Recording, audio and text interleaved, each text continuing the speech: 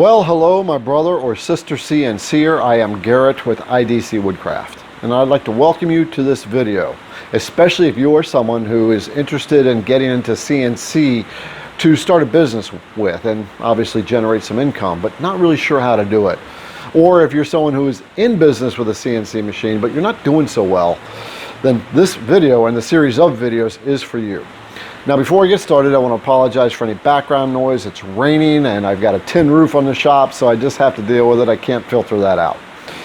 What you're about to watch is a series of videos, or the sixth of a series of videos that teach you how to create a business. It's actually a live mentoring session with a guy named Mark, someone who's in his late 40s, was working the standard job, got tired of it, wanted to do something different that felt more like him. And so he bought a CNC router and didn't know what to do. He came across the videos that I was creating for you and realized I was teaching about business. He contacted me and asked me if I would mentor him. I said yes after I got a good feel that he was very serious about this and that he was willing to allow me to put this public. And he did. So that's why this is here. Now, what I want to tell you is if you have just come to this mentoring series for the first time, and this episode number 6 is the first one you're seeing, you're not going to understand what's going on. Getting a business mindset starts by building foundations. And that's why this mentoring session is built in a series. If you want to watch this particular episode, then what you need to do is go back to number 1, watch that, number 2, 3, 4, and 5 until we get up to this progression, because what you'll witness is Mark's setting up foundations, establishing financial goals, making progress, and establishing his customer. This is so vitally important, and most CNC business people make this mistake if they don't identify who their customer is first. And so they just make hit or miss items and really don't understand who they're talking to. So that's what this is all about, is to make you successful in your CNC business by doing it the right way. So if you have not watched any of the previous episodes, then go back to number 1. The link is down below for all the episodes, so you can start learning this progression so you can have a successful business building it the right way. If you don't want to spend your time watching the videos, it's also in podcast format. The link to the podcast channel is down below. So with that, if you have watched 1 through 5, then you're right on target. This is number 6. And we're going to dive right into Mark's journey. Now, this particular one is where he had his 6-week goal of making 5.5K with a CNC business. And you're going to be surprised with what happens.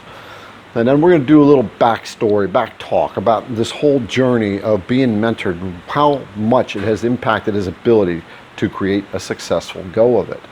So without any further ado, we're going to dive right into session 6 and start talking to Mark. You'll be surprised at a couple of things that are going to come out of this. So keep watching. Let's go.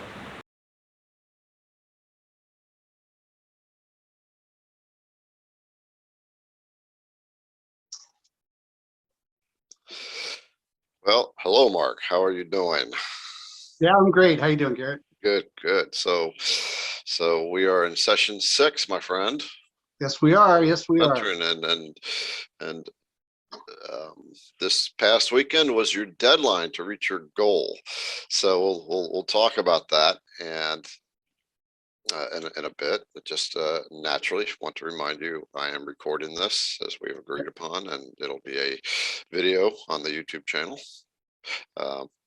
And so it's been an actually good thing that you did this, because it is inspiring a lot of people. As you already know, you were getting people communicating with you, which is, what do you think about that?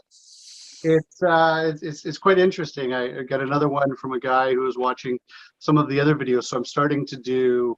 I did a couple videos, kind of getting set up and all that stuff. And I'm going to start next week. I'm going to start doing some videos. Kind of people are asking me, what does it look like? How am I doing things? What what does my process look like? Things like that. So they want to see from kind of a newbie perspective. So. And one gentleman, he was commenting on the fact that I've got a bunch of aquariums in the living room, and we were having we're gonna have a chat on that, and so it's kind of fun. It's definitely nothing that I expected. I think the biggest thing is the public accountability. You know, I remember a long time ago, somebody says, oh, when you want to lose weight, you know, tell everyone around you that you're doing that. And when you start a job or a new business or whatever it is, tell everyone around you. You get that list like we talked about, and go through and notify everybody on the list. This is a bigger audience, and it's an interesting experience, but one that I'm kind of honored to help people with. It's really holding me accountable, and it's the challenges I'm facing on a day-to-day basis. It's great to hear that I'm not the only one. And for those of you who personally reached out to me, thank you for your kind words and your additional wisdom. Much appreciated.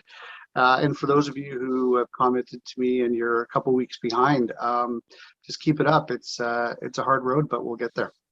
Yeah, yeah, that's a good point. So we'll talk about that hard road. I'm going to make a note of that. So let's just kind of start off at the top.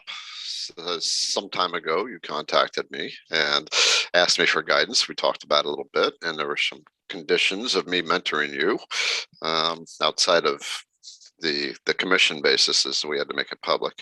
And you were okay with that. You were a little, I remember you were a little hesitant at that at first, and then Yep. You know, the nervousness started coming out as we were mentoring, realizing, wow, people really are watching this. And then you proceeded to start, well, we proceeded to start to build the foundations, which is what you were missing in the CNC business. I guess I should start this off as this is a mentoring session with Mark, and this is number 6. Mark is someone who got into CNC. If you've been following this, then you know that he wanted to get out on his own journey, and when he got a CNC machine, ended up like a deer in the headlights, didn't know what to do. You've talked about that in the last session. I had you kind of rehash that. And so here you are now. You've seen progress and whatnot. So let's first talk about where you're at with a couple of things, and then we'll dive into where you're at, what you've accomplished, and your goals, and we'll do a little summary on this. And then in our next session, we'll start to establish your next level goals. So let's talk about your network that you've established at this point. For the network? You've got a network. Okay, so there's several things. We got Sophie, your daughter, right? Which you've been saying, okay, let's do the daddy-daughter thing. You've built up a network of not just customers, but people who can help lead you into other avenues.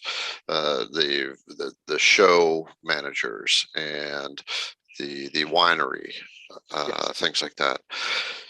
So let's talk about where you're at with Sophie first. So just to give the start with a brief intro into what we are doing here, because people are watching this, and it's better coming from you than it is from me because it's your journey.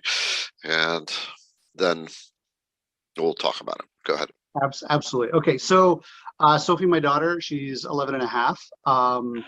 And she wants to have a YouTube channel. That's one of her things. So she gets one when she's 12, that kind of thing.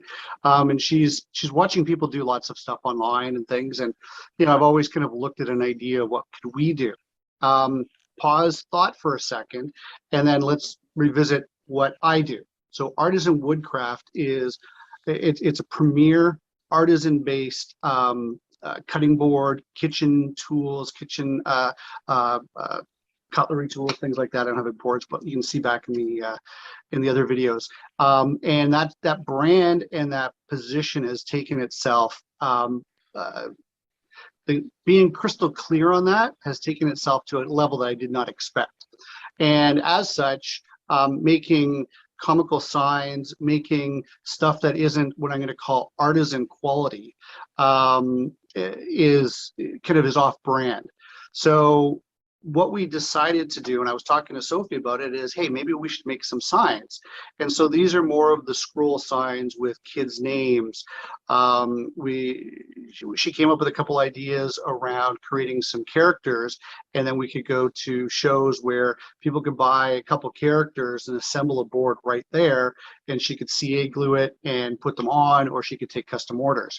So that's kind of spun off into now this whole idea of the daddy-daughter. So we came up with we took your coaching last time. I brought it back to her and said, okay, D&D sign code doesn't make sense. Like, it's not inspiring. So let's do something else. We played around with a couple names, and she landed on daddy-daughter signs and stuff, because we're not just going to do signs, we're going to do other things. So she's now coming up with the idea of making, on CNC, for people who haven't seen it, where you can make like boxes. So they just do a square box joint out of, 1/4 inch, 1/2 inch, probably 1/4 inch ply Baltic birch stuff. So she's going into grade 7, and they need to have, they have lockers now, so they're going into new lockers, and everyone's trying to find stuff that's going to fit inside their locker. And she said, hey, can we make and sell to all the kids in grade 7 and 8 boxes that go in their locker so they can have 2 stacks? And I said, absolutely. And then so we got talking about it, and I said, okay, so how are we going to give back to the school? And she goes, well, what do you mean? And I said, well, the school has a fundraising program, so maybe we could take a percentage of every one of these boxes that's sold and give it back to the school. Oh, that's kind of a cool idea. So that's that. As far as kind of the branding, what we're going to do is daddy-daughter signs and stuff is going to be going to trade shows, going to vendor markets, and we're going to set up side by side. So she'll have one booth, I'll have the other booth, and then we're going to have, kind of the t-shirts, I'm with stupid. Well, now it's like, I'm with daughter, I'm with daddy. And then we're going to have signs over above our sections that's going to say daddy and daughter. And people are going to ask what's going on. I bounced it around to a couple of the managers, and I'll spin into this next step. But I bumped into ran it by a couple of the event managers for, fairs and weekend craft shows and things like that. And they've all said, we love it. We love that you're supporting your daughter. We want to kind of feature that conversation and highlight her business and potentially get an interview with her. Can we do that? So right off the bat, from teaching her and exploring into other areas, I think it's going to be great for her. And now we're figuring out some, kind of, ooh, what can I buy with it? No, okay, we're going to learn money. So we're gonna have to go through a little daddy-daughter money learning conversation. But anyway, that's an interesting point. I'm going to interrupt you for just a moment. It's the financial literacy is so critical to a successful business, and it's not about making money. It's not only about making money, but it's about taking that money and applying it in a smart way, in a financially smart way. And so teaching your daughter that financial literacy is critical. I'm really glad to hear that. I want to say to anybody that's watching this, understanding money and the way it works on the money making end is vital to a successful business. And you cannot come from a consumer mindset that, oh, I'm getting more money, I can spend more. You cannot do that if you want a successful business. You have to understand how money works, how to use that money to grow your business, because the whole idea is not just to make money, it's to make it and scale your business. And so that's actually what we're probably going to be working on in our next level of mentoring, is that aspect. But I just wanted to say, I can't stress that enough. Financial literacy is critical. Kind of works like this. I want to just say this one thing as a mentor when it comes to finances. If anybody, Mark, anybody else who's watching this, has struggled financially and do not have a lot of financial security, that's the result of behavior and financial literacy and understanding, possibly coming from a consumer mindset. And it's simply the result. And the idea that we have to oh my gosh, I need money, I got to get money, is part of that mentality, that mindset. And that has to be shifted to a business financially smart mindset. So I don't know if I made sense on that or not, but I cannot stress that enough. Without a building a financial plan basis for your business with the idea that it's going to scale and grow, the business will always remain small and the income will always remain at certain levels. We have what we call a financial thermostat. And that financial thermostat is, if you make X amount of dollars, seemingly year after year after year, your financial thermostat is $50,000 a year, we'll say. And what you'll find is you're always making $50,000 a year. You always have this much debt or just this much in savings. And that's the mindset of where you are at financially. And we have to break that. That's why in the beginning, Mark, I set you up with this. Let's set a goal and let's bump that goal up into an uncomfortable place. That's to push your financial thermostat up, to force it up. And the only way that's going to happen is by you being open to the mentoring and being willing to do what you're being told to do. Because if we do what we've always done, we will always get the same result. So if you want the result to change, you have to be aware of that financial thermostat and be willing to listen to the people who have better financial literacy that can guide you out of that, to point out the mindset that's holding you there. So that was a little bit of a speech I had to interject in there, Mark, but I cannot stress how important that is. I've heard that before, but yeah, no, I know exactly what you mean. It's that belief that I don't make more than this, or something along those lines, right? That it's kind of ingrained. You're stuck at it. Yeah, it's kind of like we know how to make $50,000. We don't know how to make $150,000. Right. Right. And my goal, my objective with you is to break anything of you in that. And you have actually done a good job. That's why I wanted you to create that literal thermostat that you had to draw. Yeah, Right? I've got it right here. Okay. So just to add to that, one of the things that we spoke about, and I guess this is kind of more of a dialogue between you and I and helping the other people, is when we were when Sophie was, we're doing some basic math, and she's like, oh, okay, so if we sell the sign for $40 and we split it evenly, then I get 20 and you get 20. And I said, no, that's not how it works. And she said, what do you mean? And I said, well, how much did the wood cost? Okay, so we'll have to subtract the wood. And then she's like, okay, so let's say the wood's $5. So then we split 35. And I said, well, what about all the machines? What about the electricity? What about the wear and tear on the tools? All of that stuff. And she kind of was like, oh.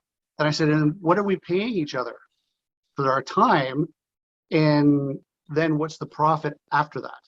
And so it became kind of one of these conversations where we were kind of spelling it out and saying, okay, well, is $40 the right price for this? If it takes us, exaggerating, but if it takes us, 6 hours, then, to do the work, is that a good, fair price? Are we making any money? And then you could just see the wheels spinning, right? And anyway, I just left it there for her to think about. But I thought, this is the conversation. And when I'm doing my pricing now, I was watching someone else's video. Sorry, Garrett. Before we hooked up, and you're allowed to watch a couple others. Yeah, well, this is before you and I hooked up, Right. And just talking about kind of building in shop tools and things like, so when I make the wine barrel staves, as an example, I bought a $65 1 7/8 Forstner bit, a great bit for I think it was $79 plus shipping. It went through on the inside of the barrels because they're charred and they've been soaked. They're a lot harder than the actual French white oak, which is already incredibly hard. I was able to get 60 holes out of the first round, and then the tool went dull. Got sharpened for $8, brought it back. I got 110. Did that again because the sharpening that they put on is way better than the factory. But I was told I'm going to get one more sharpening out of this, and then they can't do anything with it. So all of a sudden, my $79 drill bit became a disposable item. I never even thought in my wildest dreams that a high-end drill bit like that would become a consumable, but it is. So I've got to factor that in to every stave that I sell, that is something just like sandpaper, just like, all those other things, like the oil that goes on them, the candles that go as part of the assembly. So it's things like that, and understanding, that I got to pay for the electricity and I got to pay for the insurance for the shop. That all has to go into my formula to determine what my price is, and after that, then I pay myself, and then what's my profit. So it's been an interesting journey to figure that out and what I'm worth. And right now I'm billing my labor at $40 an hour. So if it's a half an hour, I add $20. That's paid in my pocket, and then the other stuff is the profit, which gets reinvested back into the business. Portion of that goes back into my account. So. Okay. All right. So that'll be something we're going to work on, this $40 an hour thing. I'm glad that you are looking at it from a broader perspective. And I think this dialogue with Sophie is helping you become aware of that too. It sounds like, because this is the first time you've really kind of mentioned this. You've talked about your costs before, but now you've listed all of it out, and you made an interesting point that everything is consumable. Some things last a couple of days, some things are going to last a couple of years, including your CNC router and all that stuff. It's all consumable. One of the things with I see people at some point in time on their router, the bushings go, or whatever, the brushes go, and other people, the V wheels go. So they've got to replace those out. So that becomes a consumable. Yeah. Another note that I just want to make with the Sophie thing is make sure that I think you're doing it, but I just want to be really clear. The niche, the avatar, and keeping her from straying outside of that. So, because then she'll get confused, and you'll get feedback. It'll come back to you, and you'll start getting that confusion. It'll manifest itself. Well, So she talked about the idea of signs, and she added, well, in stuff. And I said, well, what's the stuff? And she hasn't been able to define that yet, but she wants to kind of design out some characters and things like that and stuff for schools. So, okay, let's play with that for a bit. I'm not going to let her go too far, but yeah, I mean, it's a discussion and a dialogue, and she's exploring it, and she's 11 and a half. So I'm letting her kind of go down that. And I'm like, okay, but if somebody comes to the table, do they know what you're selling? Right. So she's big into music. I'm big into music. So we're doing a lot of signs that have music quotes on it and stuff like that. She likes, kind of the feel good stuff. And so those are two kind of subcategories that we've defined that we'll do for signs. So anyway, it's coming along. Yeah, I'll throw this past you. It's clearly up to you and her, but as things move along, if she'd be willing and you are okay with it, and all parties respective are okay with it, perhaps we could have her in one of these little sessions. I could talk to her. Yeah, that'd be great. With you together. I'll bring that up with her and her mom. Yeah, for sure. Okay, awesome. Okay, so kind of cut you off in your journey, but I think you got the idea with Sophie. For anybody who's watching, that Mark is expanding with his daughter, and you pointed something out that I knew was going to happen if you pursued these daddy-daughter thing, that you were going to get the inspiration or get people who are inspired by that idea. And so you already indicated these show personnel that are running these things want to support that, and that they were inspired by that. Yep.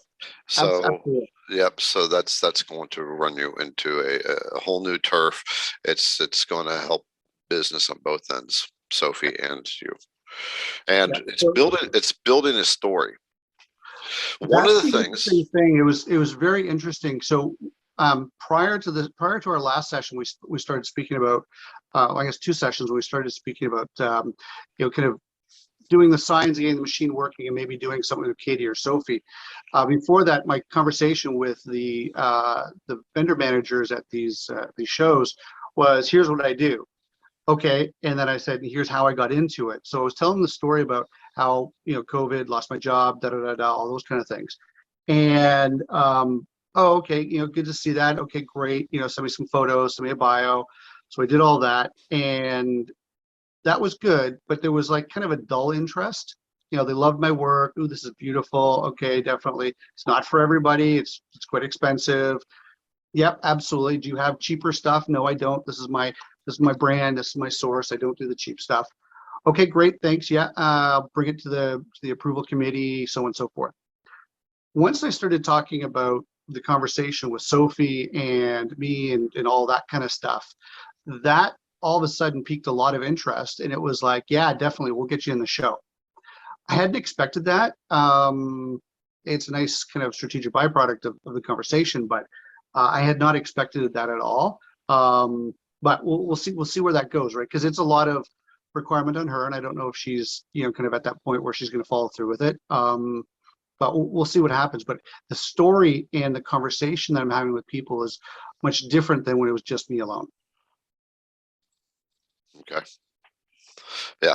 It's very inspiring. So that's really cool. With Sophie, I just want to kind of give you a little guidance. You said, I don't know if she's going to follow through with it. Yep. This is the time to set that foundation of helping her understand what you want in the future is going to take the effort now. Yep. And the harder she works at it now, and the sooner she gets the mindset of an entrepreneur in her and understands the concepts of what it takes to build a successful business, the better she'll do in life, down Absolutely. the road. Yep. So there's something called future memory. Future memory? Future memory, right? It's where, as a marketer, you actually can put a person into the place they want to be before they're there. And when you can build that in correctly, then you get them to buy that.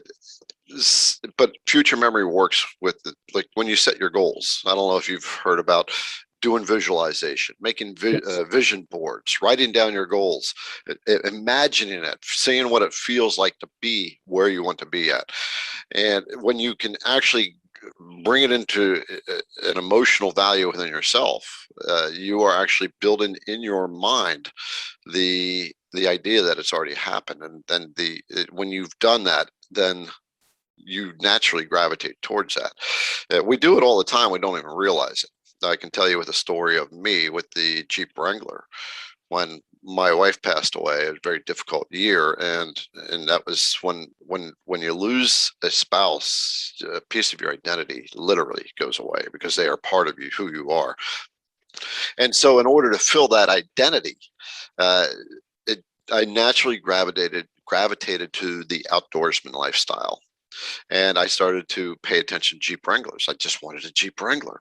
And the more I looked at it, the more I researched it, and there was an emotional attachment to this idea of having a Jeep Wrangler. And 1 year later, I was at the dealer buying a brand new Jeep Wrangler, and I still have it. I have 225,000 miles on it. And I've had it for 8 years, and it has served its purpose very well. I've lived up in the mountains, right? I lived that outdoorsman life, and never once regretted that purchase. But the whole point is that was created. And this is why I have told you early on, it's never about money, ever, ever, ever about money. It's about what somebody wants that the money can get them. And so you as an entrepreneur needs to get beyond that money, and we did. You want the praise, you enjoy the praise that people give you. That's your thing. You enjoy the creativity of getting to that point, and that it is part of your spirit and part of your effort. And so there's emotional values all tied in there. This is why we go into that. What's your why? And it's sometimes difficult to get to a why, because there's two sides, right? You found the one is you don't want to be a failure again. The other is on the other side is, how do you know you're not a failure when you get the praise, when people are handing you the dollars? So there's so much to the business aspect. So coming back full circle, we were talking about Sophie. The more you can build this into Sophie now, to slowly let her work it and understand it, to paint the picture of, okay, she's 11 years old, she wants to go out and buy games and candy and toys and such. And if you can get her to sit down and do the math, say, okay, what do you really want, Sophie, later on? All right. Right. How are you going to get that? And get her into the emotional state of it to really feel it. Right? I mean, even sit down with her. Let's close our eyes and imagine. This is, I've actually done this. You'll sit down with her and close your eyes and go back into that daddy-daughter bakery thing you were talking about, right? Yep. But now you're not doing the bakery thing. Sophie, let's go on a journey, right? You make it fun. Let's go on this journey. I'm closing my eyes right now. Let's go on this journey. And where do you want to be? What do you want? What's it feel like to drive that Mercedes Benz? And get her into that emotional state. And then you can pull her back, right? And then suddenly, okay, well, Sophie, we're done. Here's the reality, right? This is actually, I'm gonna give you a little secret. This is one of the arts of closing. When I say closing, it's closing a deal or a sale. Is you get the customer on their journey. Me as a closer, I completely detach from the sale. And it's like, I don't care. I either make the sale or I don't, right? There's always somebody else out there. But I know that when I'm talking to somebody, they're talking to me because they have a dream. They've got something that they want.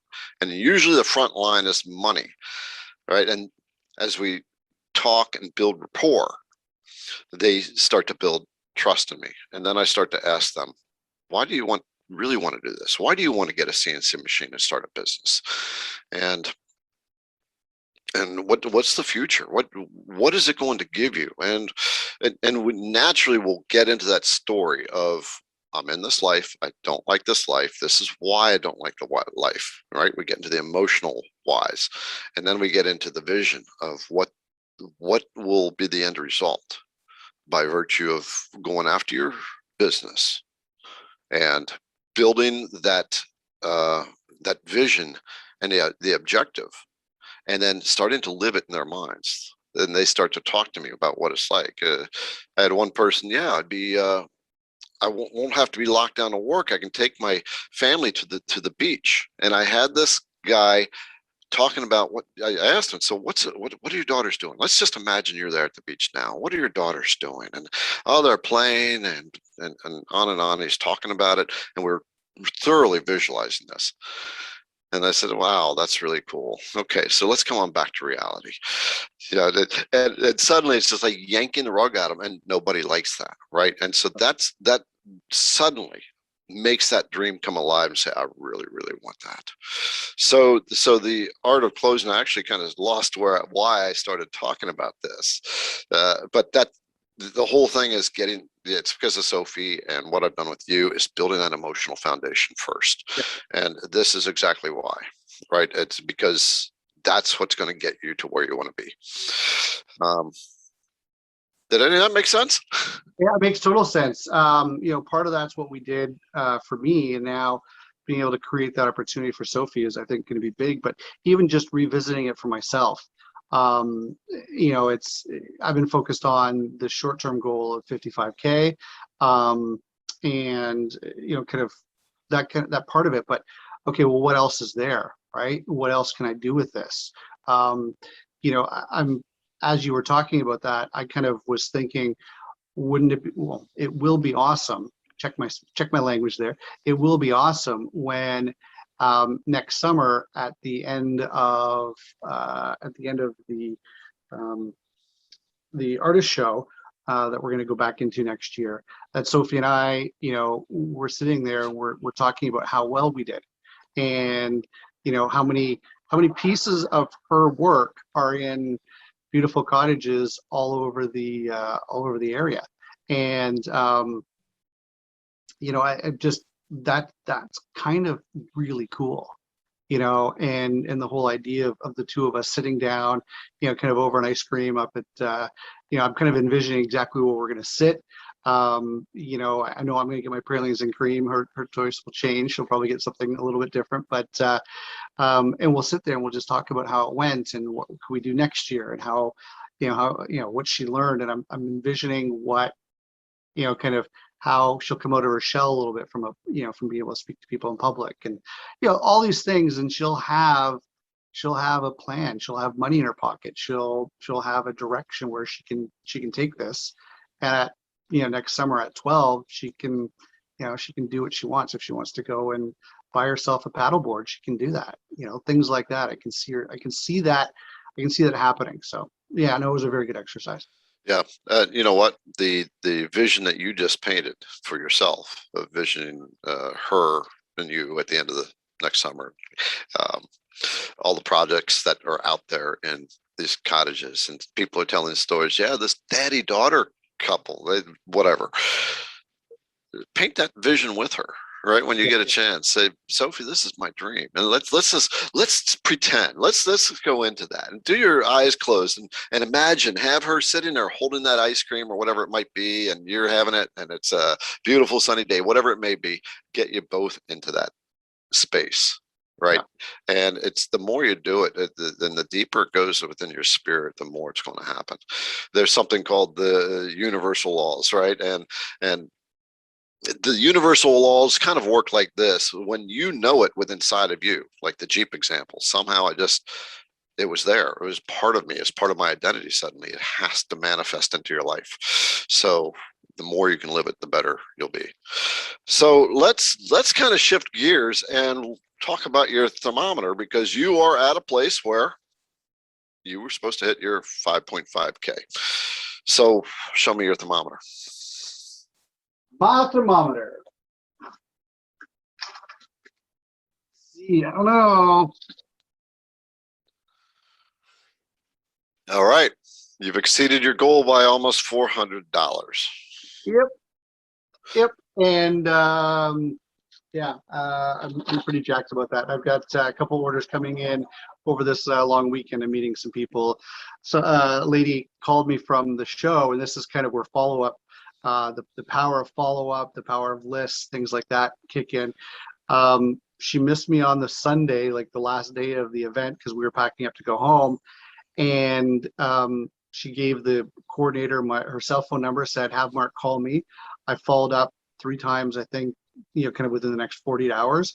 Then I followed up kind of a week later. Then, kind of midweek, hey, hope all's going well. I noticed you've got this area code. We're probably close to each other. I can meet with you. We can sit down. This morning, I got a text message from her, and she's like, yes, I want to do my my cutting board. And she's like, can you make one that's 26 inches by 26 inches square? And I said, let me check. I think I can. So I go and check my machine, and I do have the capacity to do 26 by 26. And she's like, I want yellow, and I want red, and I want the purples, and I want it to be like a Crayola box spilled out on my counter. And I want all of the exotic stuff. I want this to be a showpiece in my kitchen. And I said, okay, well, can you show me where it'll be going so I can get a better idea of it?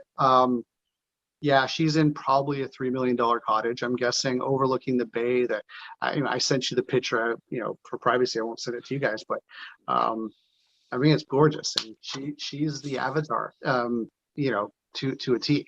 Followed up with the person that referred her to me, and she's like, yep, she plays tennis, all that stuff. She has parties, and I'm like, okay, is her name Renee? No, it's not, but it could be. She's identical person to the T. And so what's going to happen is I'm going to go up this weekend. I'm going to meet with her, and we're going to sit down. Plus, I've got another person that I'm meeting with that wants to do the kitchen cabinets, and the kitchen countertop, all kind of like a butcher block style. And she wants the tree, and she wants some phrases put into it, and all that kind of stuff. So she wants to kind of customize that. And yeah, so it's going to be a busy weekend. And then I'm going to see another friend of ours, and she ended up buying a board, and she wants to me to bring some others up because she's going to have some friends coming over. So I might end up having, like 5-6 sales this weekend, as well as meeting these 2 new customers. So, Okay, yeah, very cool. pretty So stoked about let's that. talk about that last $1,000 there. What were they? What were the sales? So they were all winery. Okay. Yeah. So for those who've been tracking the winery, so what my business is evolving to is I work with a local winery here in Ontario, Canada, and I make the well, here, I pulled out an example. So this is a wine barrel stave. You can see it's angled. I don't know if I can get back far enough, but there'd be 27 of these, 28 of these, depending on the size, that make up a wine barrel. The inside is stained, the red wine that's in there. This is the really hard stuff that chews up bits. You can see on the side profile, from the outside through to the inside, the staining and how far the stain gets in.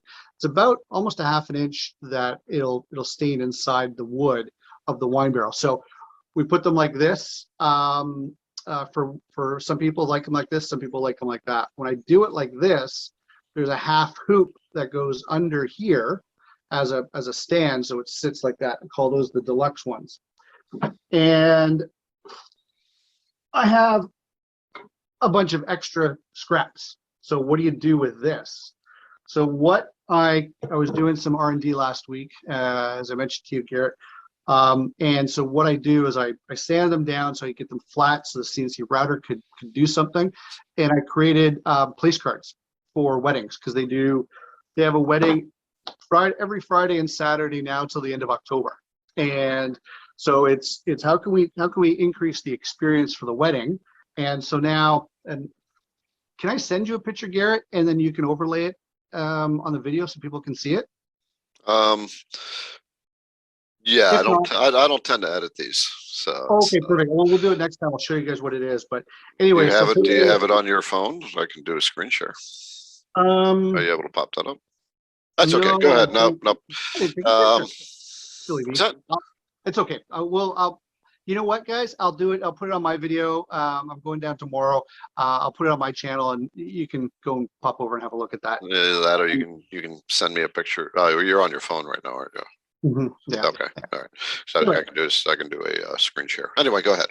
So taking this, do a little 4-inch thing, and I'm putting the person's name, a little kind of scroll of grapes and a vine, and then on the other side, a little scroll with bells, and then the winery's logo, and then the date, and then the person's name. So it's say Mark Garrett.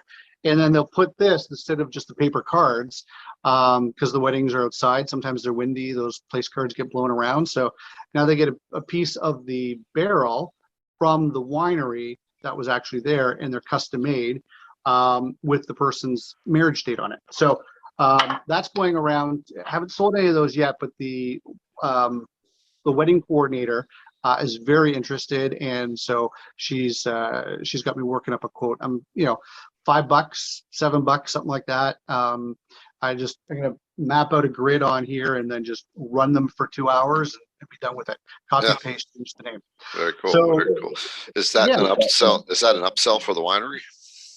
Yeah. So basically the deal is that the winery in that situation won't take anything for it. It's pure profit for me. So that's that. Then because part of what I found about the winery is building a relationship with them. Part of that is helping. And, I'm an able-bodied person. They've got, lots of staff doing serving and things like that. And they've got a retail component of it. So they asked me, hey, do you mind stick around for a couple hours and give us a hand with some cleaning up some stuff? Sure, absolutely. I'm here to help. We went down to their storage room. We're sorting out some stuff. And I came across 3 boxes of these, right? So what are these? These are basically there's a hole in the center, and then you slide the wine glass in, and it sits like this on top of the wine bottle. Yeah. Problem is they're all covered in mold, and they have someone else's logo on it. And they're poorly finished. Quite frankly, they're rough. They're all that stuff. So they were going to throw them out. So I said, well, how about we do this? How about I take them all back?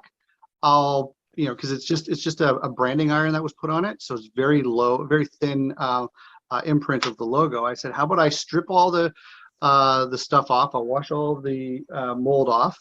I will clean them up so they're nice and beautiful, and I'll take his logo off and I'll put your logo on. How's that sound? Okay, perfect. How much? I don't know, $7 a piece. Okay, sure. There's 90 per box. I have 3 boxes at $7. Sweet. That is the deposit, not the full price. So there's still more money coming for that. But we talked about only having cash in on the thermometer, so that's just the deposit. Okay. All right. Very cool. Very cool. So it's been a good dialogue. Things that you've said have brought up a lot of points that I want to pass on to anybody that's watching this. And one of the things you mentioned was helping, right? You by helping, not only did you build relationship with people who will buy from you, but you've also seen opportunity. Yeah. And the one thing that I stress, of many things that I stress, is money is a byproduct of giving value. Money you earn is a byproduct of giving value.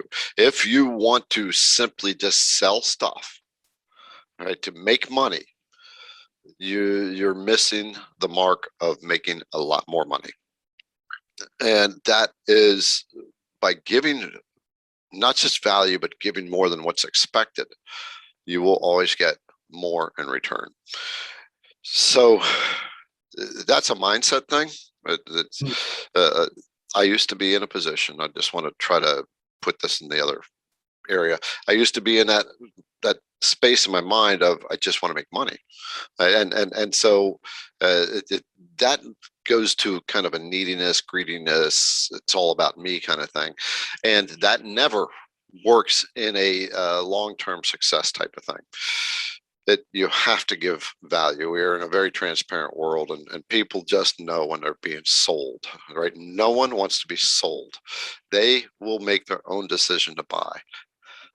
People don't want to be sold, but they want to buy, right? And they want to buy from sources that make them feel like people.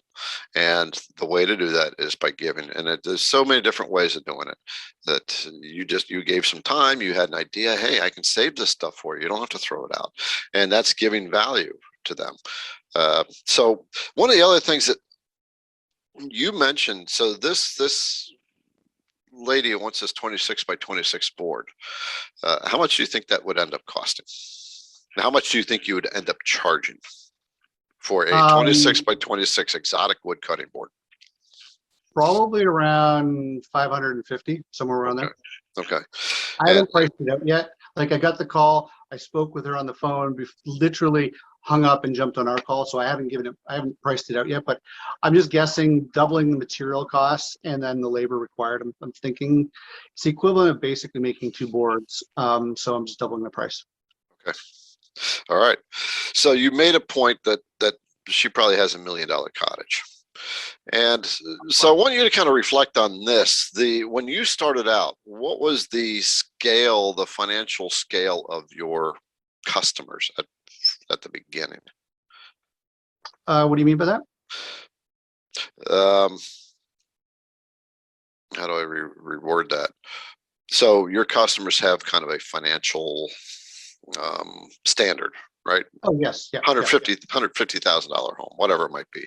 And they make $120,000 a year combined, whatever. And so they have this financial demographic, upper middle class, blah, blah, blah. And so what I want to know is, when you were first talking about to customers in the beginning, when we first started talking, what was their level in society financially? And then with Renee, who's now got this $3 million cottage, do you notice a marked difference in the people that you're engaging with? Yeah, absolutely. I think when I first started, before you and I were talking, the people that I was targeting and speaking to were, just average middle class. kind of people that like the idea of a custom cutting board.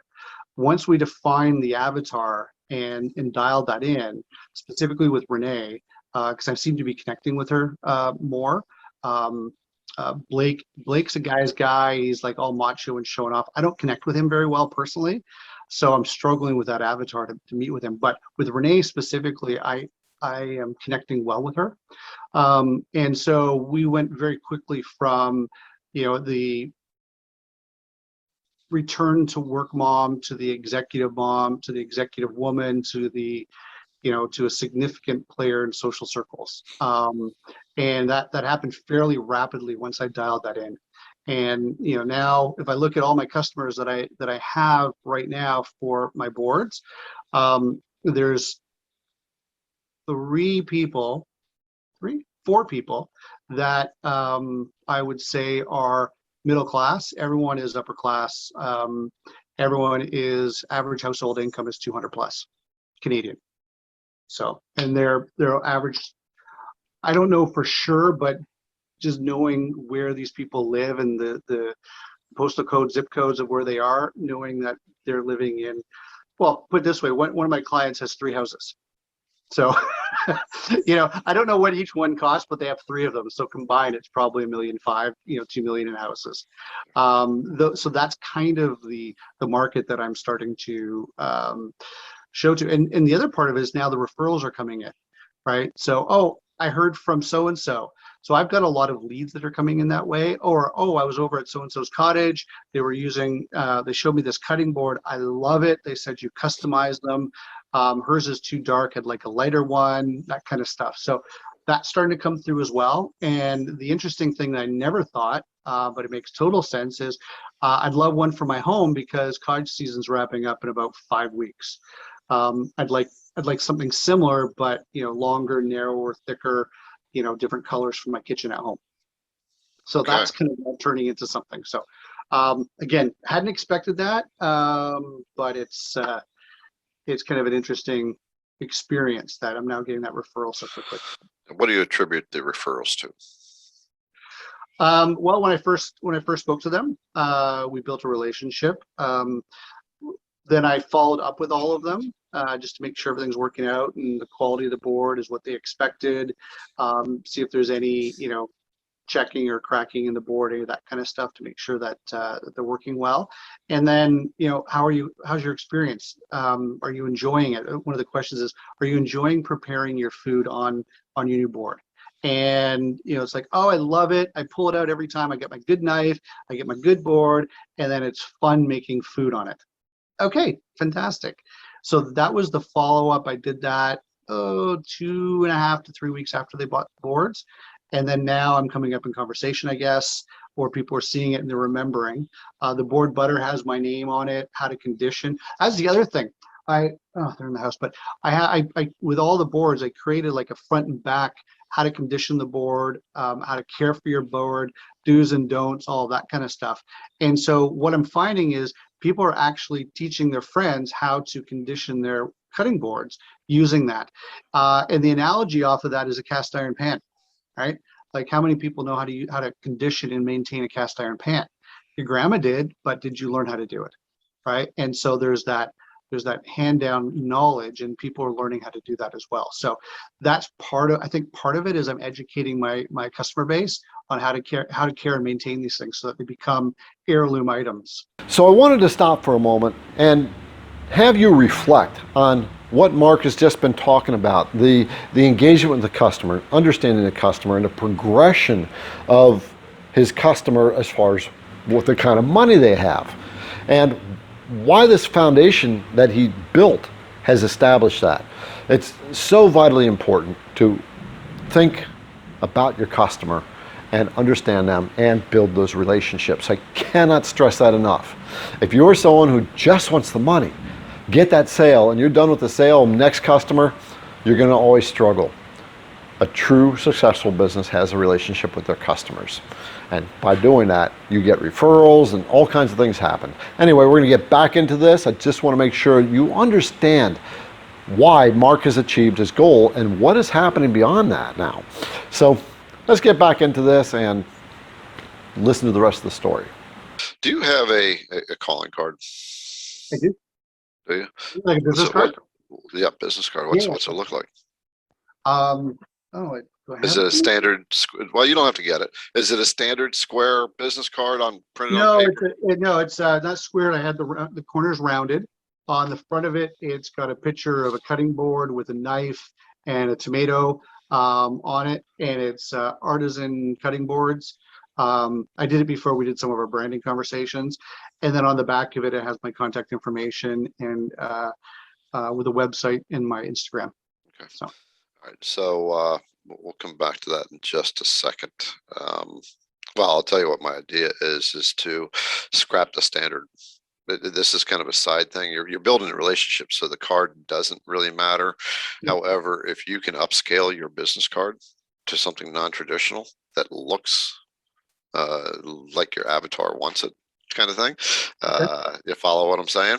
I do, yeah. So food for thought for you. So the referrals, I just want to reiterate to whoever's watching this, what Mark just said, and he pretty much hit it on the head. It's because he's going above and beyond and making sure that, number one, he's building rapport. He's building relationships with the customers. He's not dropping them off. This is why I said, make sure you stay in communication with your customers because you build relationships. So you've contacted with them and you're just, all you're doing is following up. Hey, how do you like your board? You know, and that's it's expected, but it's not expected, right? Because you're a high end the cutting board. Are we getting out of the carving, calling it a carving board, or we're calling it a cutting? I still haven't picked up the term carving board, because as I'm looking at it, carving boards are more of a kind of the meat's coming off the cooking, and so now we're carving the meat. And some of the higher end carving boards are they're true carving boards, right? So I'm working again, another person that picked up this is a great thing, how to care for your cutting board, right? So the sheets on really good cardstock, took it back to their cottage. 2 weeks later, somebody torched their cutting board by leaving it on the stove. And this is an heirloom that's got these horns and stuff on. Anyway, I'm going this weekend. I forgot about that one. I'm going this weekend to pick up the original and the remnants of this charred board. But on the top of it, it has this really funky groove pattern. And I said, I've never seen that before. And he said, oh, this is a true carving board, unlike a cutting board with a juice groove. And so he knew a lot more about, proper carving boards and all those kind of things, because it turned out his dad was a butcher. So anyway, long story short is a cutting board, a proper cutting board with a juice groove is simply just a cutting board. A carving board has a lot more things to it. And so I did not know that. And so I'm sticking with carving board or cutting board for the moment, but also that's what my customers are calling it. Okay. And so, okay. I mean, I can come up with fancy names. No, this is good because you can now offer another level to your product. Yep. You got a cutting board and rewarding Renee, your avatar, is coming up and looking at all these awesome cutting boards, and then you have the separation of your table: cutting boards, carving boards, and there's a clear, distinct difference between the two, right? And she's rewarding Renee is going to want that unique thing, so she's going to upsell or upscale. Okay, so pay attention to that. You're getting it. Just another thought is, as a side item, you can possibly go with high-end knives, right? Just have a high-end knife with your product. So there's a company, there's a guy that's the Canadian sales manager that was there at this event, and we exchanged business cards. He's on vacation till the end of the month. And anyway, when he gets back to Calgary, we're going to connect back up, because he's like, would you be interested in being a distributor for our knives, because they would complement your board so well?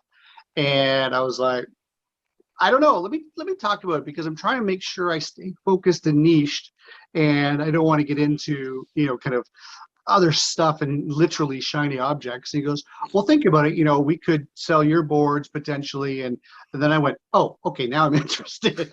So I don't know what's going to happen there. But again, that's one of those things that, I mean, it's on my list of things to follow up in September, etc. But talking about the boards. So a woman asked me, let me back up. I had made this really funky board with some like just awesome awesome wood, just all funky different patterns. And because of the way the knots were, I ended up cutting a short one, a medium one, and a long one. And that kind of spurred a interesting conversation. The small one, somebody said, oh, this is perfect. I could leave this on the counter and use it for my limes and flip it over and use it for my garlic. Oh, okay. She goes, yeah, I like to have a separate board for my garlic and I like to have one for my limes. So I'm just always cutting limes when people are having drinks. Oh, interesting. Then she said, I asked her, I said, well, do you have other sizes? She says, yeah, I've got my large one when I'm doing like a big salad or cutting up lots of veg. And I have my medium one that's just there for if I'm making sandwiches and all that kind of stuff. And I said to her, just kind of off the cuff, would you like a set of 3? And she said, oh, that's interesting. Let me think about that. She never came back, but the spin-off conversation with that was, what if I made, and again, looking at the holder that I made, what if I make a 3 board holder with that, and they can buy an entire set, or they can mix and match and have like, different patterns and different funky stuff and all that. So I'm going to make what do you call it, a mock-up of the 3 board holder, and I'm going to put that on the table and put 3 boards together as a set and see if people would be interested in buying the entire set, as now having a custom artisan set of boards with a display holder so that they can show them off and they can grab them, great for drying and all that kind of stuff. So anyway, that's something that's spun up as well, and I've kind of been toying with that idea. So again, back to the idea of how do I add value, because I was thinking about how do I display more boards on the table and all that. And I was like, oh, I could actually sell that as a package instead of just display them. So yeah, that's good. Find out the terms that culinary Kathy uses for these boards, right? For these sets, and use that, because when Rewarding Mary comes in and she's looking at a new cutting board, and then she starts to learn, wait a minute, there's a board for this, there's a board for that. Yeah, Rewarding Mary wants that stuff. So keep that in mind. I wanted to circle back to what I had asked you before. The demographic of who you're serving and what it's growing to. yeah. This happens, this is more of a general statement to anybody who's listening. It happens because Mark built his avatar. He understood who he's marketing to, and by doing that, he also is able to see a higher value in the boards that he was making. You said that when you started, you were thinking, oh, couldn't get more than $120, and now you're selling $250. Now you're going up to $500. There are people out there that buy this stuff, and it's a matter of getting into their minds. But this is the other thing about this practice of building your avatars. Not only are you getting in their minds, you're getting them in your mind, and you're starting to build your own sense of quality and worth up to their level. It's a natural progression when you're thinking that way. So for anybody who's thinking about getting the CNC business, or who's in it and is struggling, it's because your avatar is too low. You haven't defined your avatar, or it's too broad, or you're thinking like everybody else. It's the everybody else is doing it mentality, right? But you know what? So I want to just jump in on that. When everyone else is doing it, Yeah. Everyone else is doing it, sure, but I mean, if you drive down the street, there's how many burger joints are there? How many gas stations are there? They're all selling the same damn thing: a burger and some gas. I think from my perspective, what I'm experiencing, and I could be wrong, but this is just my own personal experience, is that I tend to be, quite detail oriented. I want to make sure that the quality is there. And so I can't sell the quality that I want to create to the person that's, kind of average Joe, Walmart, Walmart Wendy. I can't sell to her because she won't pay for the quality that I choose to produce. And so I had to up the game. And now I'm getting paid for producing the quality that I want. And it's a lot more fun, because now I'm like, oh my God, look at this thing. And don't tell my customers. Every once in a while, the thing is so buttery smooth. I'm like, ooh, I rub it because it's so smooth. I can't believe that this is wood, and so there's that component of it. But then the other part of it with the stuff that I'm working on with Sophie is, if there is an audience for it, then creating a different branding or a different side of it, so that they're not the same, I think is going to be critical. Even if we didn't do it with Sophie, but I just had a different, kind of market segment. I think about kind of like the car companies, right? They've got their entry level cars, and then they have their high end luxury cars. We're a Ford family. Because my uncle, worked his entire career at Ford, so that's kind of where we grew up. But your Lincoln is the highest level, and your entry level Ford is where they hook the kids, right, to get into and eventually stay in the Ford family. So I think, and Garrett, I'll ask you this, is I think from that perspective that if somebody's struggling, is making sure you get those things clearly defined, and if you're going to show A, is which avatar is at that show? Is it a country bumpkin farmers market kind of thing? Fantastic. Then create, that's where you sell all your kitschy country bumpkin stuff. If it's a higher end event in a more of an upscale market, then that's where you sell your higher end products. And who's to say that what you sold at country bumpkin for $25, you can't sell at higher end for $50, right? Yep. Yes. Yeah. It's a good point, and you've become aware of this. I will add to that the events that you attend. So I'll give the example of my town. So I live in this little small artsy town that everybody comes to. We have events all the time, and but the demographic that lives here, the actual living cost of this town is quite low relative to everywhere else, which makes it kind of nice. But that also reflects, it's kind of an interesting mix, because we have very wealthy houses here, $3 million houses on this block down here, and then we have $15,000 train wrecks over 4 blocks down. But in general, the demographic doesn't, the demographic that lives here doesn't spend a lot of money. However, it's an artsy place. So we have a farmer's market that's right across the street every weekend. It is not a money market by any means. However, some of these events that come through town are big dollar events. It's when people are coming, and when they come to these events, they are spending money. The big, huge art show that's coming up in September is called Chakotka, something like that. And there's upwards of 70,000 people here. It's the biggest event in town. You can't see across the street when you're in a store, because there's that many people walking around and that many craft booths and things like that. And that's when people are going to spend a bigger bucks. It's just, so be aware of, just because a certain region generally in their standard events won't provide won't buy from you whatever you make, there may be events that do happen. The whole point is keep your mind very open.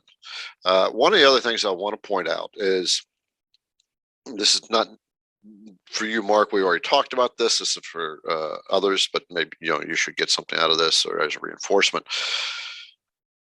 For the typical CNCer, Etsy's like the place to go and get your stuff out there, and that's fine. It's a place to start. However, you will never get rich on Etsy. You will not get rich, right? It's there are many factors about Etsy. Is number one is when you're on Etsy, everybody else is on Etsy, and this is why I always say be different. You can do well on Etsy, but you got to be different. You got to stand out from the crowd. Etsy is a place where they do take a pretty large cut. I have figured out now that they take about 20%, 20 to 25%. It's so hard to figure out what their costs are behind the scenes, but I'm not saying what I'm selling by any means on Etsy. It's a small source of income. But the point is, as we have gone with you, Mark, into your avatar, you realize your avatar is not even there, right? So you don't even fart with Etsy, and so the whole thing is to understand that don't just think online, think offline. I stress online to have a website. You have to have a home base that people come to. That is just an absolute necessity if you want your customers to have that central source to come back to. Don't think that online, I do preach a lot about online, but don't think that online is where your avatar is going to be.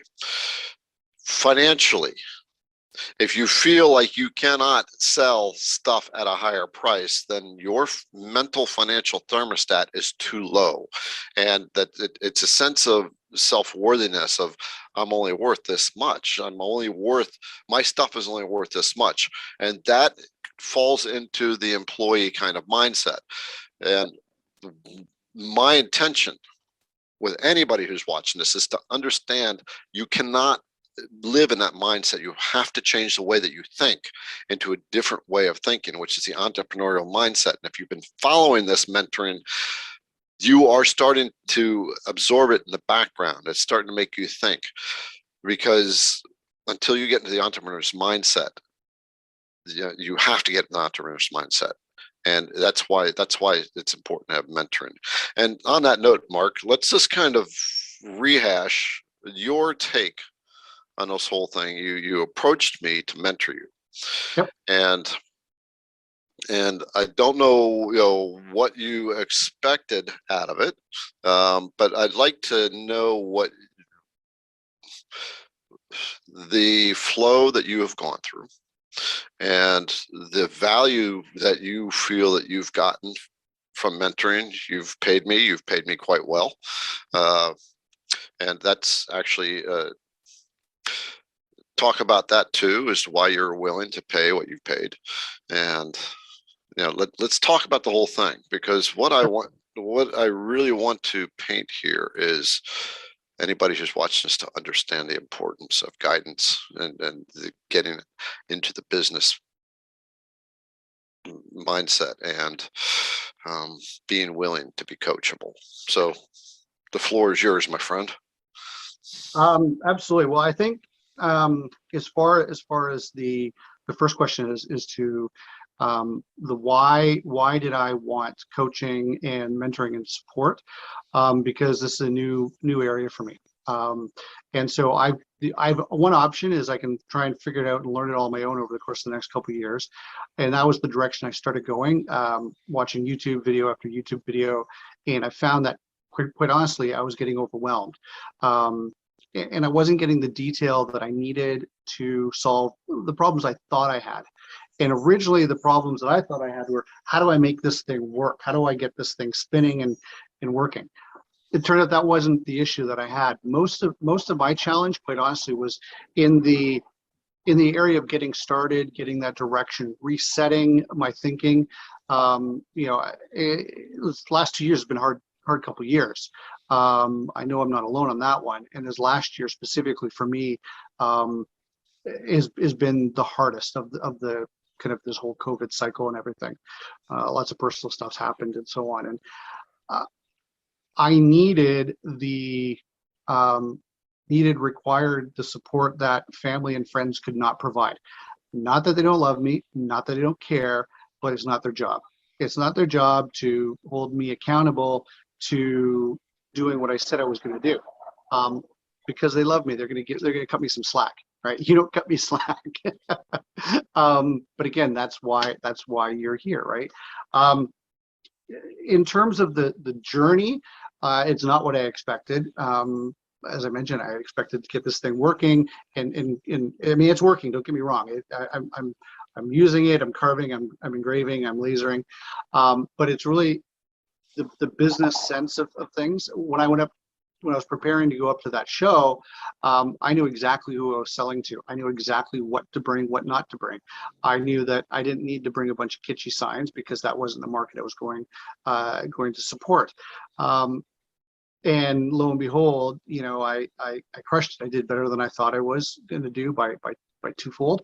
And then the other part of it too is supporting this winery business and putting that really kind of as one of the pillars of my business. So that was really kind of clear. that was helping and supporting kind of my overall cash flow and the business, and then kind of spurring some new ideas. I think also in our discussions about the back and forth of why we're doing this, how we're doing this, and then bringing this new step to it, you shared a journey that I didn't know I needed to be on. We went through each of the steps. Each week I did the homework.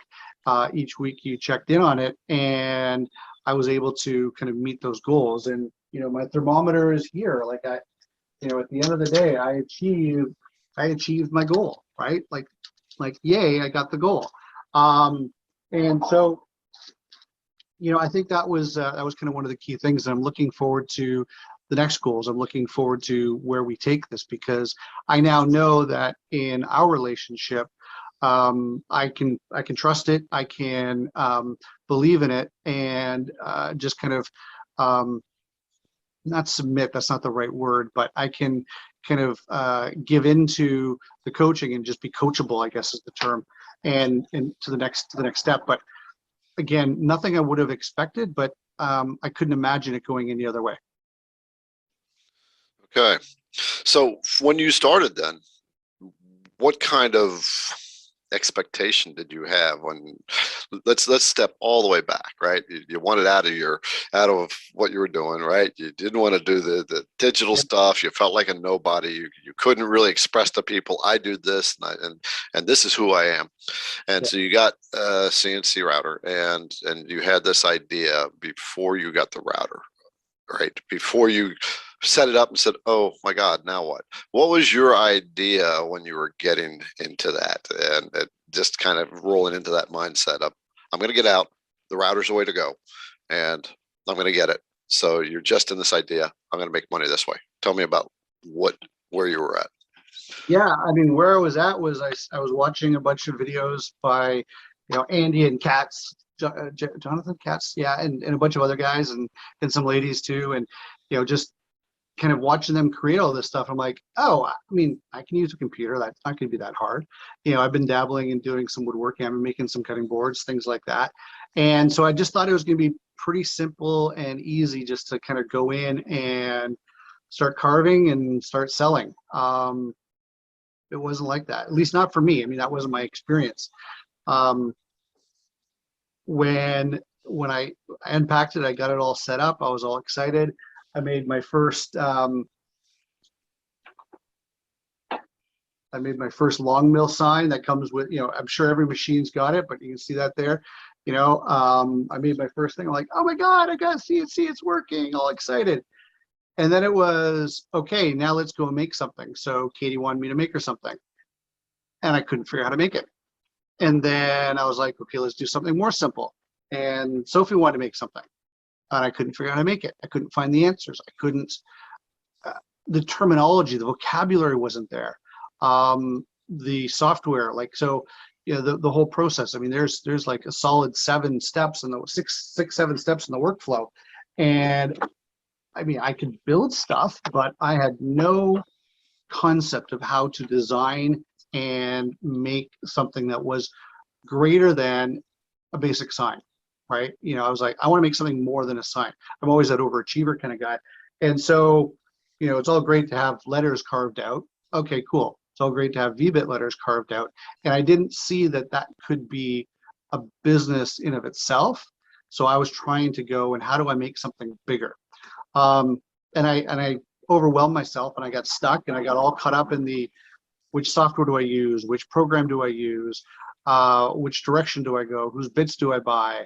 All of that stuff. And then I was, like I said at the very beginning, I was online. Like, the machine wasn't working. I wasn't designing, and I was watching YouTube videos till 2 o'clock in the morning, trying to figure out the problem, the solution for one little problem.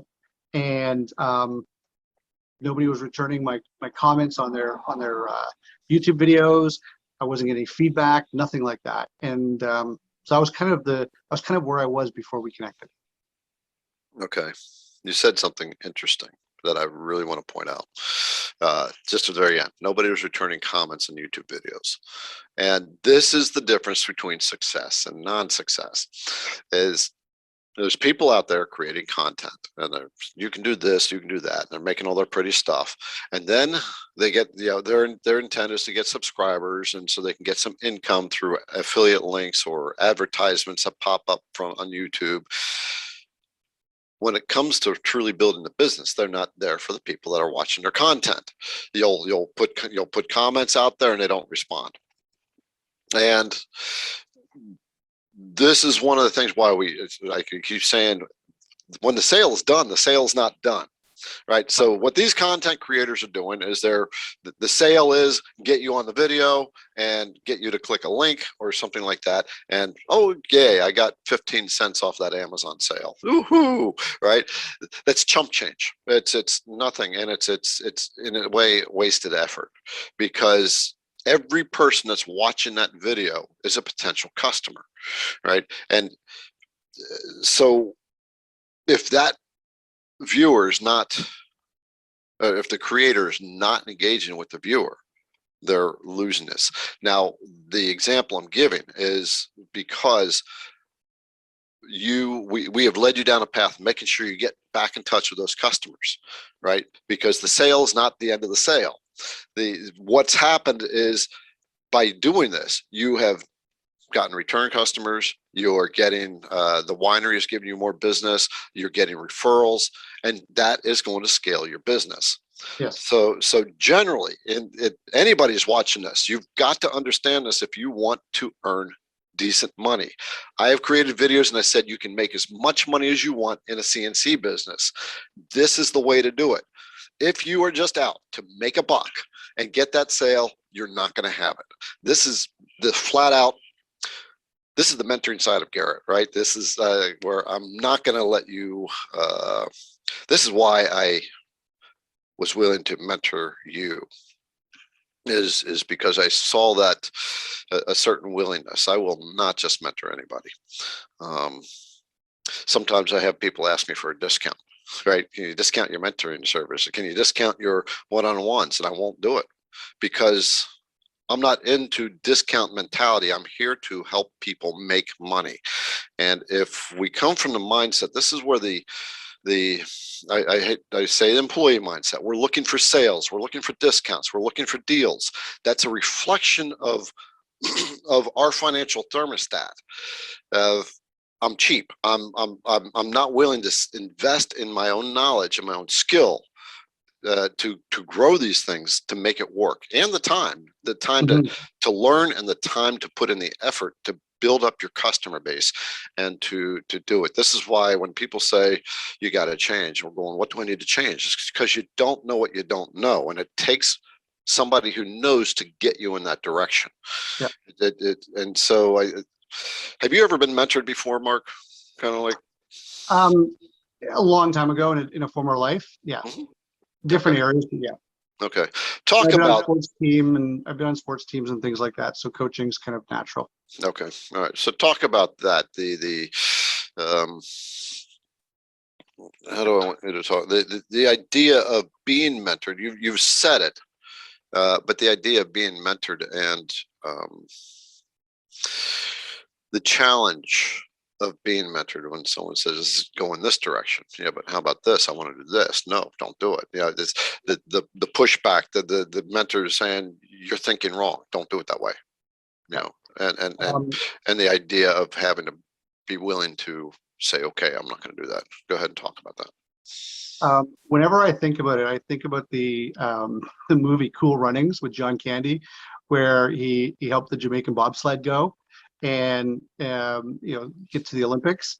And here's 4 Jamaican sprinters looking at John Candy, who is not the spitting image of fitness and health, and saying, and he says, well, because I've got so many gold medals, I've got so many world championships, I may not be able to run as fast as you, but I know how to get you down the slope as fast as possible. And that's really the purpose, I think, of a coaching and coaches, is that, like, I look around my shop right now, and I can see 4 ways to sand cutting boards and things. One is pen paper. Another one is an orbital sander.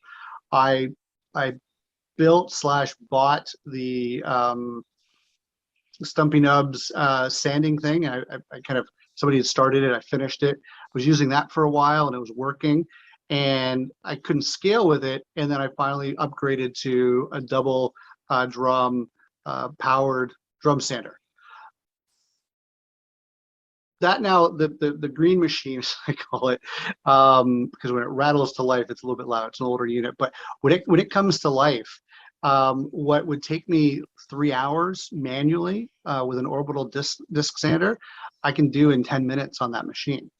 So yeah, it costs, used, it costs $1,500, but the reality is I can produce way faster. I mean, I did an entire 26 boards through that machine in an afternoon, right to finish sanding. So I could never have done that by hand. Coaching's the same way.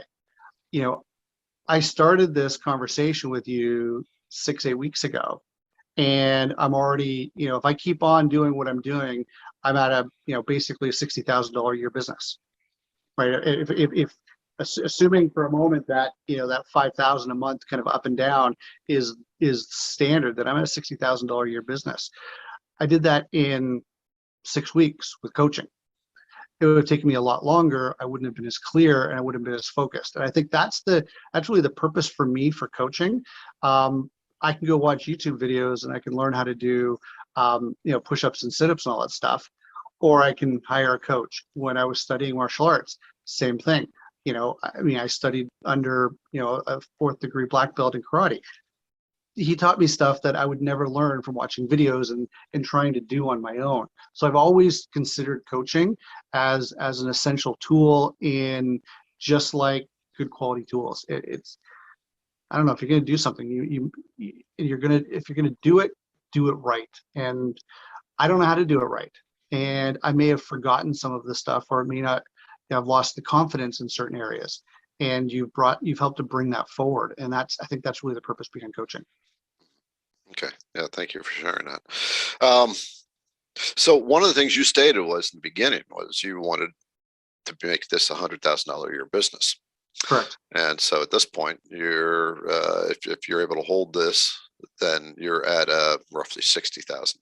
Well, 66. I just did the quick math. Roughly. It's not 100,000. That's why you get a little pat on the back, but you're not a 100,000 air yet, right? Yeah. So are you half a 100,000 air? That's kind of my response.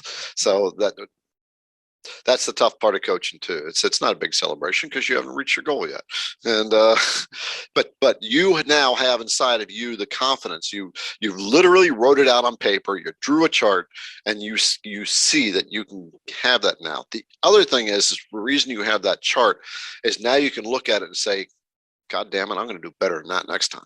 Right now you're in competition with yourself and not anybody else, because you are the only thing that's holding you back. And that's kind of what's that? It literally is that. Right now I am holding myself back. Mm-hmm. That became crystal clear a week and a half ago, that if I don't make any more calls and book any more events, I'm not making money. If I'm not, producing inventory, then I don't have anything to sell when people are there. If I'm not following up with customers, then I'm not getting referrals in. Like one customer I have 4 phone calls for one customer. How long would it have taken me to get those 4 people?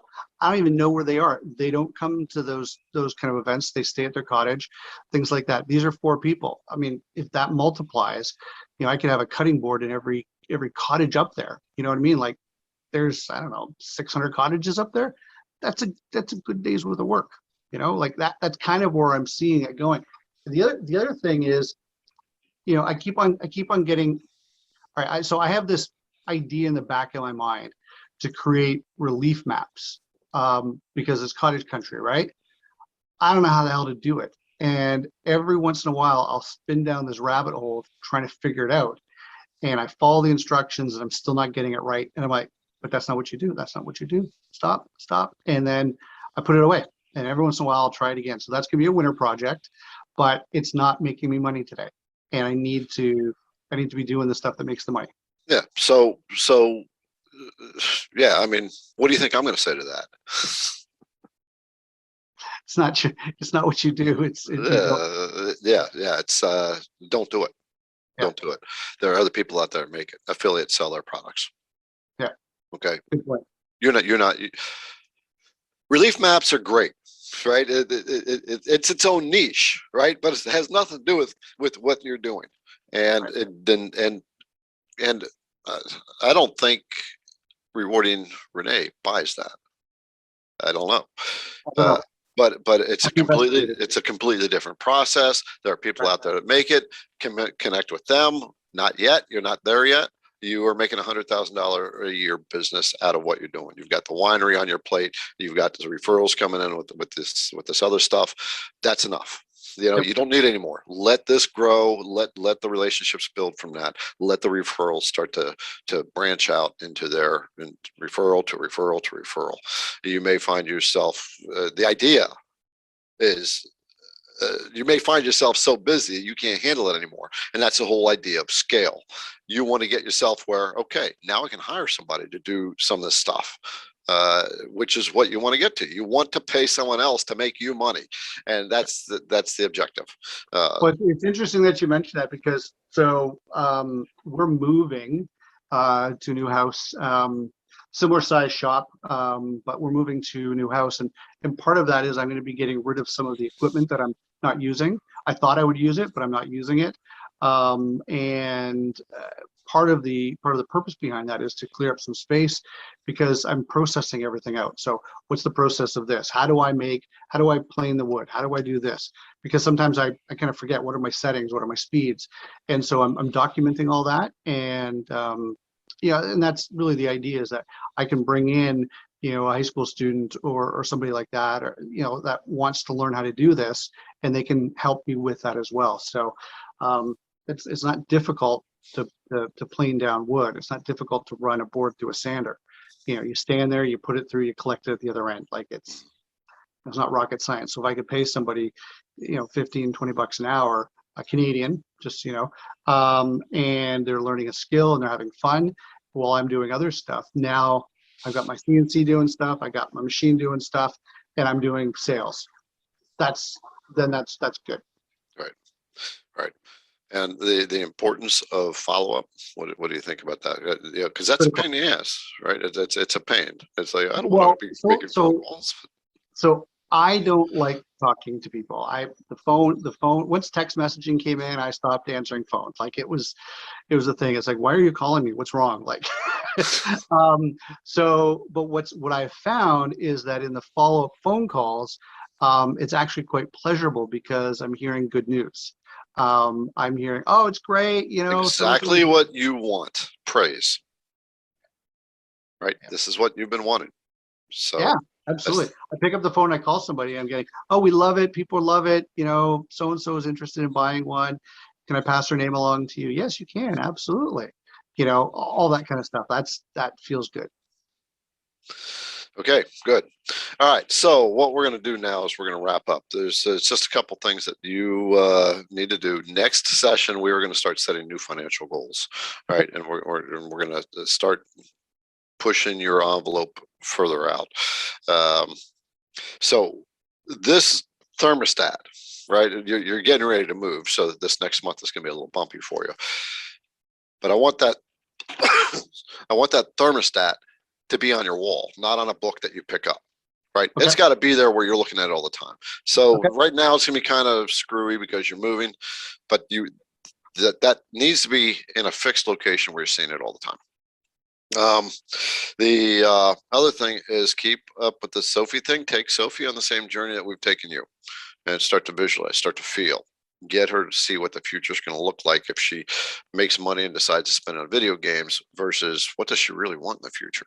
Right. There's some things she doesn't know what she wants, but that's okay. You can help her by doing this. She'll get that idea by guiding her down this and giving her financial education. She will start to understand that. Yep. And I got I pat you on the back for starting to go on that financial education with her, because that's so many people don't get that. They don't teach that in school. That's why No, they everybody, that's why people get credit card debt, stuff like that. They don't understand how much they're being raked over the coals, and how much we hurt ourselves. So that's what we got. And so with that, relish what you're doing. Give yourself a reward of some kind. You know, this is. I'll give you another little psychological thing we do to ourselves. When people have bad days, and we all have them, we all make mistakes. We have train wrecks and we have good days. But on bad days, sometimes, oh man, this day is so bad, I'm going to go get myself an ice cream just to chill out. And what we're doing is subconsciously rewarding ourselves for a bad day, right? And that creates a habit of bad days. I'm expecting bad days so I can get my reward. It's we don't realize we're doing that. So the idea is make sure you don't reward yourself on bad days, but you hit a 5.5K goal. So what you need to do now is take some of that money and come up with something that's going to reward yourself. $200 or $300 of it, if you are able to pull that out and reward yourself. Don't think, oh, go to the best restaurant in town, right? To take Katie out there and say, let's just go out and have a good time. This is your reward. And you'll start training yourself to reward yourself for small goals. The other thing that you are going to have to start doing is every time you get an income, 10% of that automatically gets paid to you before any bills are paid, right? You pay yourself first. This is the one difference between people that have an accumulation of money and people that don't, is they don't pay themselves first. So when you sell that $500 cutting board, $50 of that immediately goes directly to an account, and that account is going to build, right? It's not your spending money for your bills. You can take another portion of that, another 10% for your spending money for your bills and your expenses. You need to build that up because you're going to have to build up the ability to, for times that are down, right? Yeah. It just, but wealthy people get wealthy because they pay themselves first. Okay. Right. And it's a habit you just have to get into. There was one other thing. I don't remember what it was at the moment. Just keep going with where you're going. Right. So with that, we're just kind of wrap up. So the goals I've just given you, go ahead and just list it back. Yeah. So get the thermostat on the wall. Continue the conversation with Sophie with the visualization and the avatar. Reward good days. So do something to reward myself for this, which I'm looking forward to, and then start doing 10% going into a separate account. Mm-hmm. Yep. Pay yourself first. Pay myself first. It's the hardest thing to do at first, but boy, it starts feeling good when you start saying, oh, wow, this money's starting to build up. All right. This was kind of a long discussion this time. It was, but they always seem to be a bit long. Yeah. We covered a lot of stuff. For anybody who's watching this, what would you like to share with them at this point of your journey? Yeah, as I said at the beginning, it's a hard journey, but it's rewarding. I think you need to stick with it. Follow the stuff that Garrett's doing. It's fundamentally transforming the direction of where I'm going with this, and it's getting me there a lot faster. And I don't mean faster like I'm rushing through stuff. It means I've got a plan, I've got a direction, and I know what I'm doing, and Garrett's holding me accountable. So from that perspective, if you're considering doing something like this, definitely hook up with Garrett. I think it would serve you well. Because it was 2 videos ago or 2 sessions ago, stop watching YouTube videos. Just figure out what you're going to do, identify what you want to play in and what space you want to do, and then build your avatar. That's been a critical thing for me. From past lives, I've coached people on it, but I've never lived the experience of going through it, doing it, and then working through. And then, for all of your sales, follow up with them. I think that's going to be a critical thing for you. And it's enjoy the process. It's challenging, but it's fun. And and at the end, you will achieve those goals. That I'm now certain of. Okay. All right. That's about it, Mark. Thanks for this, for sharing that aspect. And Sure. one of the other things I want you to do is comment on your videos. People do comment, and they are making comments directly to you. So you may Oh, want are they? Okay. I will. I've been shying away from the comments only because, but I will. There's no excuse why not to. So I will comment on those things. So, yeah. especially if someone is out there being inspired by it. Right? So, okay. With that, I'm going to check out and get on to more business. As will I. Yep. And so we got our plan for next time, and we're going to set new goals. And we're Looking going to be forward to pushing it. harder. All right, my friend. Okay. We'll talk Alrighty, to you you take next care. time. Have a great day. We'll see you. Yeah, bye. Well, there you have it. Mark has hit his goal of 5.5K plus a couple $100. And he's got a lot of stuff developing in the pipeline. And other customers are approaching him by referral. Referrals only happen through relationships. I cannot stress that enough. I've said it enough through the mentoring session. I will say it again until I get it burnt on your forehead. Your successful business is going to depend on the relationships you have with your customers, the ongoing relationships. So what I'd like to know now is your aha takeaways from this down in the comments below. Let me hear what you have to say. What did you learn? What do you think about your ability to start a business now? And ask yourself, do you need a mentor? Do you truly understand the difference between the person who's just trying to get some money out of a business and the entrepreneurial spirit and the long-term perspective of building a business? It's an important question for you to ask yourself. All right, comments down below, thumbs up if you feel like you've got something out of this video, and the next session with Mark is setting up the next goal, because Mark is not a 100,000 heir yet. He's only a 60,000 heir. He has to hit $100,000, so there's no real celebration yet. Unfortunately, that's the job of a mentor, is not to make you feel too good and say, okay, you did good, go take a break. You got a goal? I'm going to keep you accountable to it. I'm Garrett with IDC Woodcraft, and I hope your business ideas and intentions are growing and expanding. I will talk to you next time.